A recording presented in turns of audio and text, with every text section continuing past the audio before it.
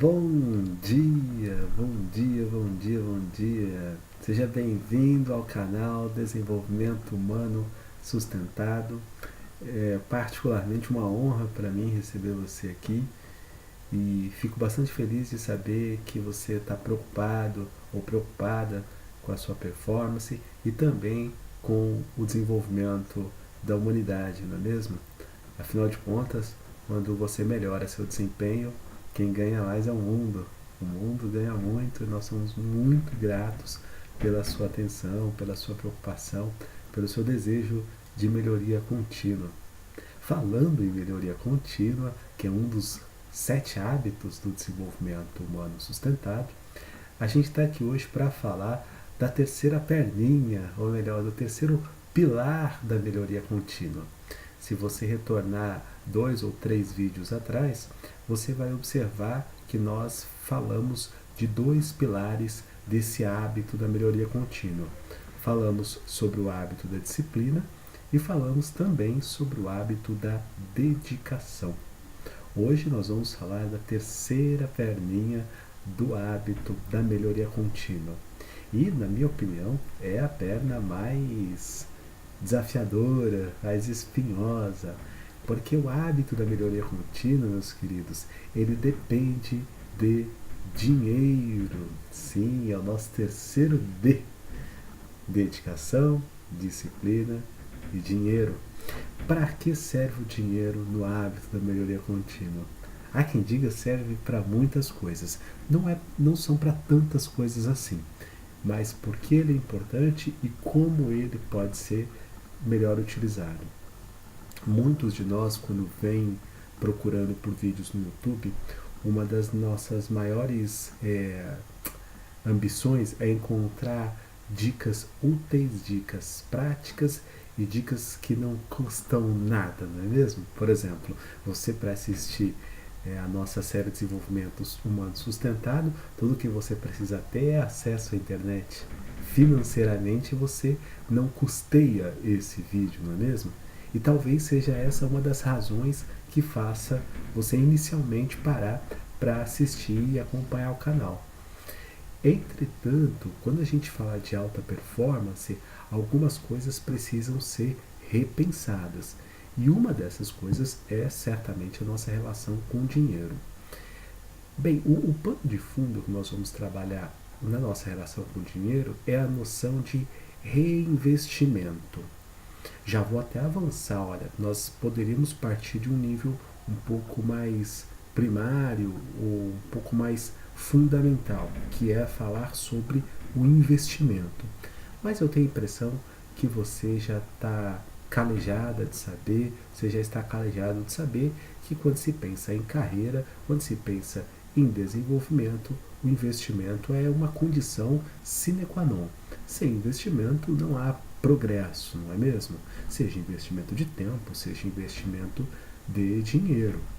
O que eu queria trazer de novo para você nesse vídeo, nessa nossa conversa, é sobre o reinvestimento. Você já ouviu falar em reinvestimento? Pois é, deixa eu me ajeitar na cadeira aqui. Vamos conversar sobre a história do reinvestimento e eu vou contar uma história para vocês de um amigo. Por que é essa história de um amigo? Porque eu mesmo não vivenciei ela, mas acompanhei ela de muito perto. E eu acho ela bastante ilustrativa do que se passa no âmbito da melhoria contínua.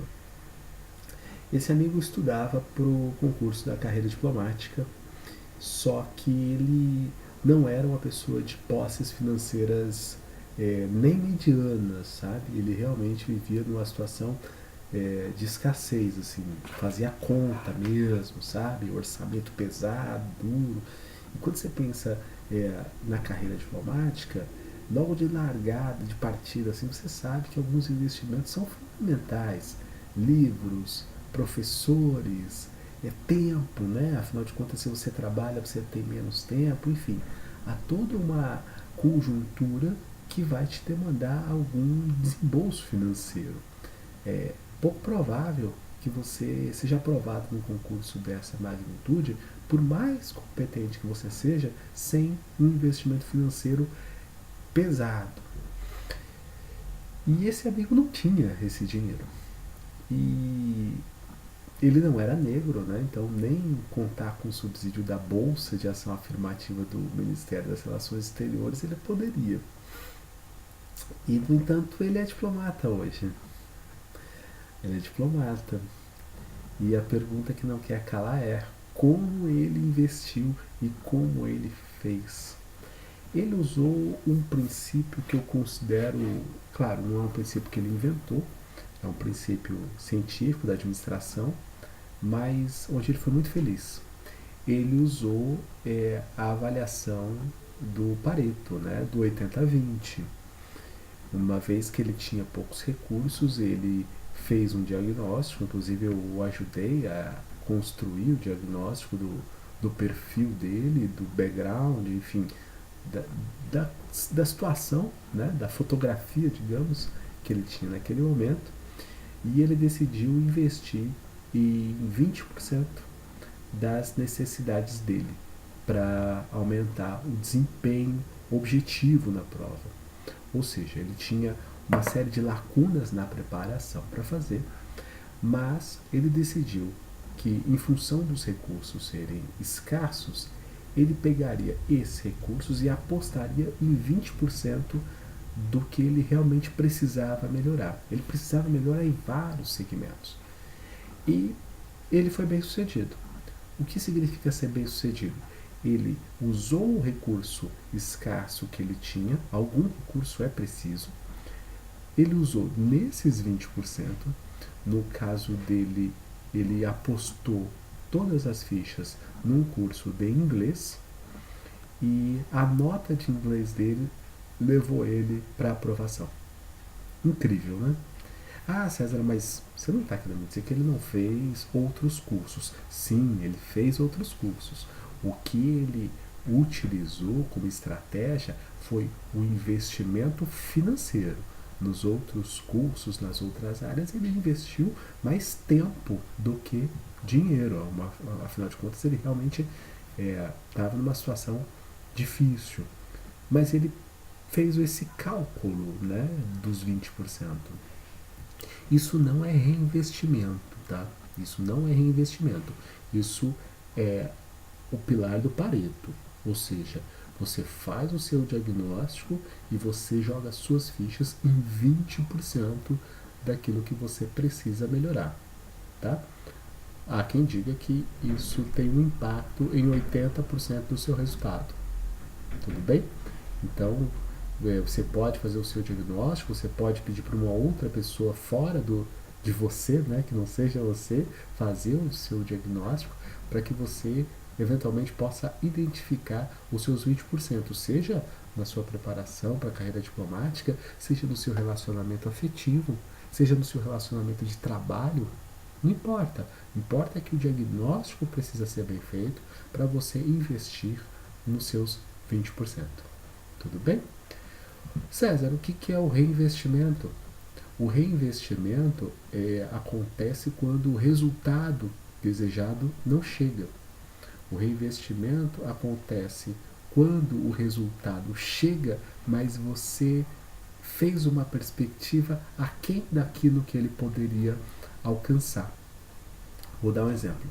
Vamos supor que você, como no caso do nosso exemplo, do meu amigo, investiu os 20% em inglês e quando chegou, saiu o resultado do concurso, ele não foi aprovado.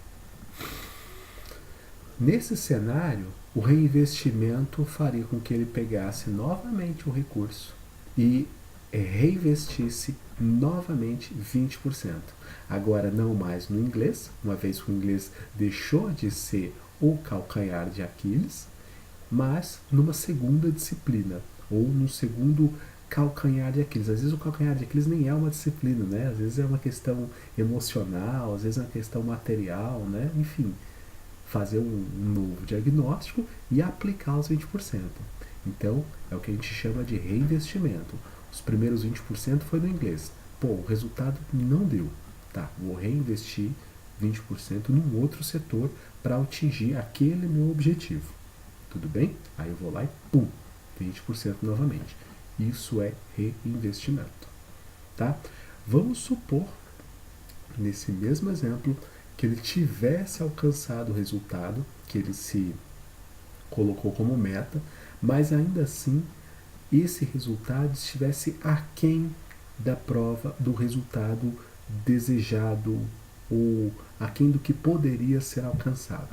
Por exemplo, vamos supor que ao investir os 20% em inglês, ele tenha tirado uma nota muito boa de inglês, quase a nota máxima da língua inglesa, mas ainda assim a língua inglesa não tenha sido suficiente para aprovação no concurso. Novamente, nós recomendamos o reinvestimento. Por quê? Porque o objetivo do investimento inicial foi a aprovação no concurso. Então ele vai pegar os 20% e vai reinvestir num outro setor que o leve àquele objetivo final. E de 20 em 20% nós vamos chegar ao nosso objetivo. Há 3, 4, 5 passos no máximo que você precisa fazer em termos de reinvestimento. Investe 20%, avalia. Reinveste 20%, avalia. Reinveste 20%, avalia. Reinveste 20%, avalia. E reinveste 20%, avalia. É isso. Bem, é bem provável que você atinja o seu objetivo muito antes desses 5 passos. No primeiro, no segundo, no terceiro, mas enfim, nós trabalhamos com a expectativa dos 5 passos de reinvestimento em qualquer setor da vida. Tudo bem? Então é isso. Primeira coisa é você pensar no diagnóstico de Pareto, 20%. Segunda coisa é ter esse diagnóstico em mãos. É com o diagnóstico racional que isso pode lhe ajudar de alguma forma. Aliás, se você não tiver ideia como faz o diagnóstico, você me procura nas redes sociais, ou melhor, me procura no e-mail, me manda um e-mail dizendo: César, eu quero que você faça o meu diagnóstico, por gentileza. A gente vai abrir o Skype, vamos conversar um pouco, nós vamos fazer um diagnóstico para você, tá? Do seu cenário. Hoje em dia eu tenho atendido mais candidatos ao concurso de admissão à carreira diplomática, tá bom? Então, se você é um candidato e tiver interesse, cesardireitoshumanos@gmail.com. Vou repetir, cesardireitoshumanos@gmail.com.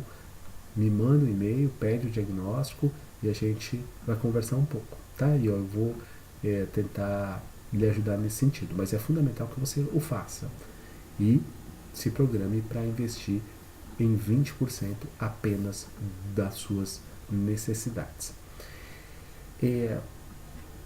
O reinvestimento, gente, ele tem uma outra dimensão que eu hesitei muito em colocar nesse vídeo, mas eu acho que como essa primeira parte dos 20% ficou bastante claro para você, eu tenho a impressão que já dá para a gente dar um passo a mais. Mas primeiro a gente precisa se certificar de que esse primeiro passo foi bem compreendido, tá bom? Então, 20%, 20%, 20%, 20%, 20%. São reinvestimentos, beleza? Você tem até 5 passos para dar a partir de um diagnóstico sério. E a cada 20% você vai fazendo um novo diagnóstico. No caso do exemplo que a gente está trabalhando, não quer dizer que o segundo passo seja em inglês, que o terceiro passo seja em inglês, mas eventualmente pode vir a ser. Depende do novo diagnóstico, tudo bem? Mas são 5 diagnósticos com os quais a gente vai trabalhar e o sucesso é inevitável. Tem um passo além, que é o ganho de escala. O ganho de escala do reinvestimento, gente, ele é para poucos, viu? Ele é para você operar nem na alta performance, porque na alta performance está aqui, ó, a galera profissional que está operando. O reinvestimento no ganho de escala é para você se manter no nível acima da alta performance, se manter no topo. Esse aqui é um nível que nem todos desejam, inclusive, mas se manter aqui, ele te exige esse segundo passo que eu vou te passar agora. Você tem interesse, por exemplo, em ser o melhor no seu segmento? Ser o melhor. Infalivelmente o melhor. Porque do que se trata? Se trata de um desejo. Um desejo que a gente pode até julgar se é legítimo, se é necessário. Aliás, julgamentos não são bons, mas a gente poderia fazer esse tipo de avaliação. É passível. Há muita gente que critica essa ambição desenfreada, né? Mas há outras pessoas que acham isso muito saudável, porque te ajuda a pensar na melhoria contínua e o país só ganha com isso. Se você pensar em termos macroeconômicos, por exemplo, um mercado perfeitamente competitivo, como se diz em teoria econômica, ele é o melhor dos mercados, justamente porque os agentes econômicos são incentivados a melhorar os seus preços, melhorar a qualidade dos seus produtos, enfim, a competição seria em algum momento, em alguma medida, bastante saudável. E então pensar que você possa almejar ser o melhor do setor, bem, a sociedade agradece, porque você realmente vai levar o desenvolvimento para cima. Mas, por outro lado, há pessoas que têm outro entendimento, que dizem, César, eu não tenho necessidade de ser o melhor. É muito ego, sabe? Eu posso ficar na minha, fazer o meu trabalho, melhorar a cada dia e para mim tá bom demais. Tudo bem também, tranquilo. Eu acho que a questão de você buscar o topo, ela não tem a ver com a possibilidade ou a impossibilidade dos outros também atingirem o topo. Ele tem a ver com o seu processo. É você melhor que ontem, hoje, e amanhã você melhor que hoje. Vou repetir. Você melhor que ontem, hoje, e você amanhã melhor que hoje. Essa é a escadinha do topo. O pulo do gato, em termos de reinvestimento, é como a gente faz para se manter para além da alta performance. Quer saber? Vamos lá. Eu fui, claro, buscar na literatura dos caras que estudam a matéria, né? Você pega só para te dar uma referência, duas no máximo, para você não se perder em leituras que não são o caso agora, tá?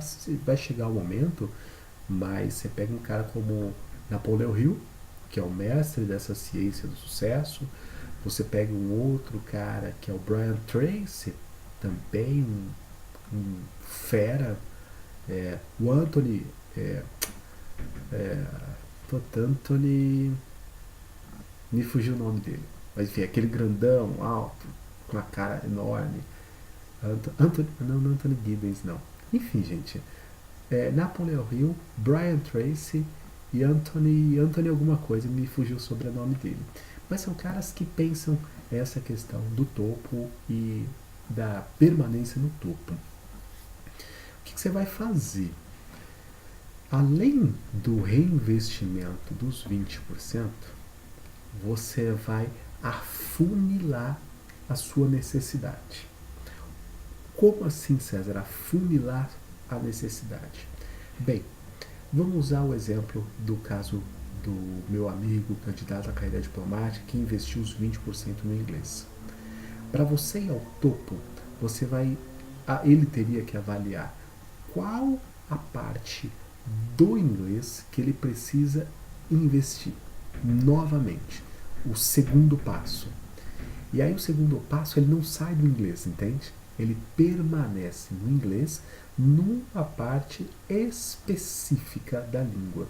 E ele vai pegar todo aqueles 20% do primeiro passo e investir numa parte específica do leque que era maior, no caso da língua inglesa.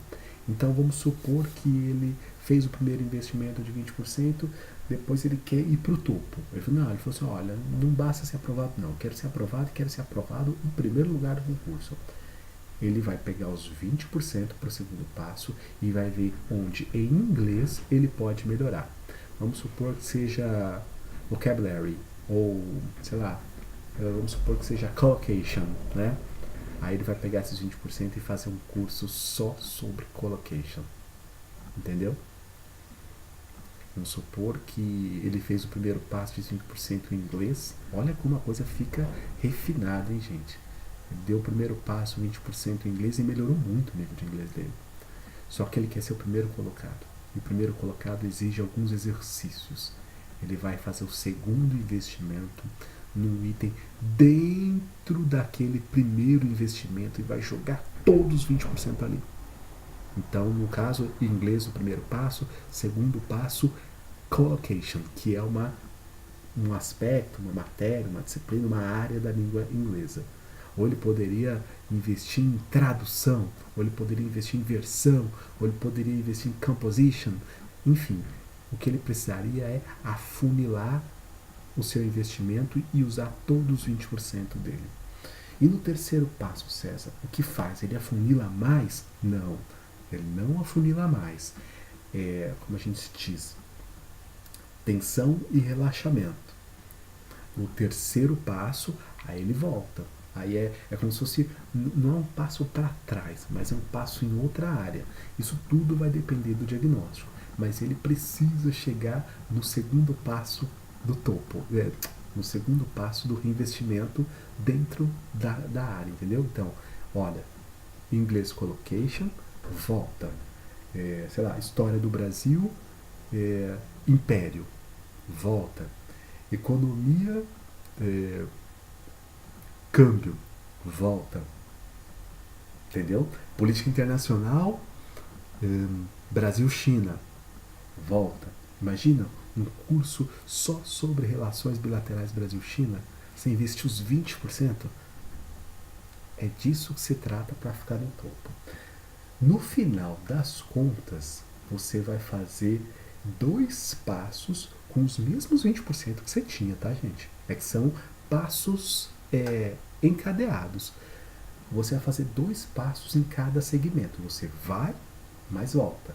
Vai, mais volta. Vai, né? Porque são 2 passos, volta. Entendeu? Então vamos lá. Só para você pegar o pulo do gato. Inglês, collocation. História do Brasil, império.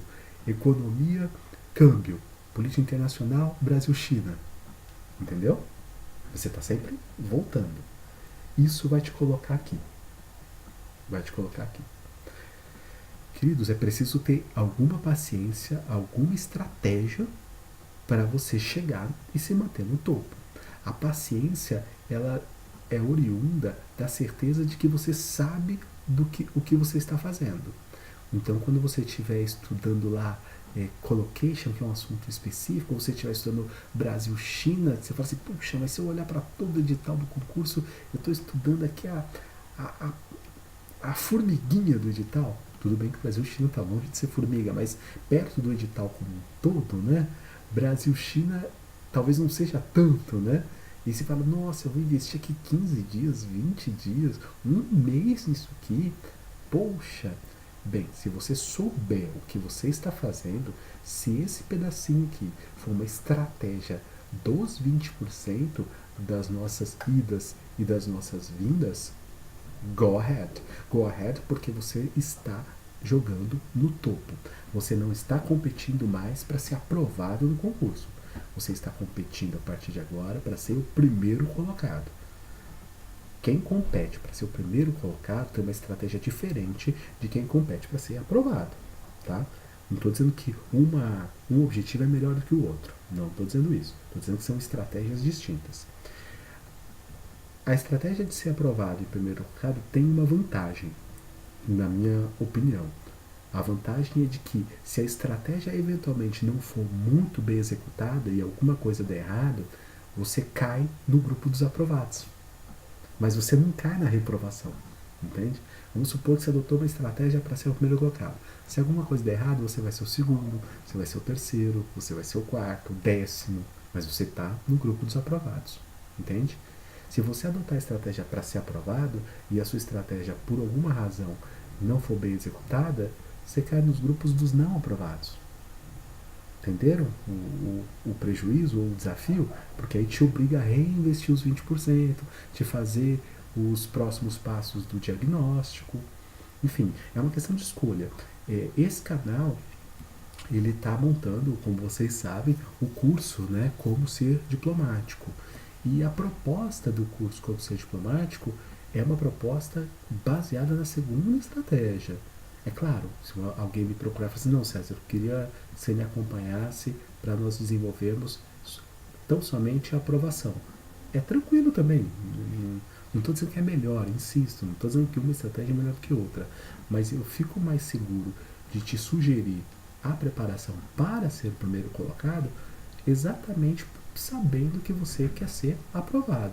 Então, na pior das hipóteses, no pior cenário, você não seria o primeiro colocado, mas estaria aprovado no concurso, entende? É nesse prisma que o curso Como Ser Diplomático, no seu segundo módulo, vai trabalhar. O primeiro módulo, como você sabe, tem um aspecto mais de trabalhar o seu mindset, né, a sua estrutura psíquica. Né? Então, nós temos lá, como eu comentei no outro vídeo, as orientações para ir construindo as bases da sua formação como diplomata. Agora, ela é fundamental para buscar a primeira colocação. E essas perninhas que a gente vem conversando do hábito, da melhoria contínua, elas estão diretamente relacionadas à sua performance para ser o primeiro colocado. Tudo bem? Queridos, é isso. Vamos recapitular rapidamente? Primeiro ponto, os 20% do Pareto. Segundo ponto, o diagnóstico para você saber onde você vai investir os 20%. E o terceiro ponto, claro, o investimento propriamente dito. Aí você vai dar o primeiro passo, certo? Depois, novo diagnóstico para dar o segundo, novo diagnóstico para dar o terceiro, novo diagnóstico para dar o quarto, novo diagnóstico para dar os 5 passos dos 20%. Beleza? Esse é o reinvestimento. Tá, esse serve para atuar em alta performance, beleza? César, mas eu quero atuar para além da alta performance. Como eu faço? Bem, aí nós vamos fazer os 2 passos. 20% de investimento, 20% afunilando. Volto. 20% de investimento, mais 20% afunilando. Volto. 20% de investimento, mais 20% afunilando. Volto. 20% de investimento, mais 20% afunilando. Por fim, 20% de investimento, mais 20% afunilando. Nesse caso, se você percebe, são 10 investimentos. Beleza? Isso te faz se manter para além da alta performance. Queridos, espero que vocês tenham gostado das nossas sugestões. Esse foi o terceiro vídeo em relação ao hábito da melhoria contínua. Fizemos um vídeo sobre disciplina, fizemos um vídeo sobre dedicação e esse sobre investimento financeiro, onde a gente trabalhou o conceito de reinvestimento, tá bom? Fiquem em paz, bons estudos e espero você aqui no canal. Vocês são sempre todos bem-vindos. Até o próximo vídeo.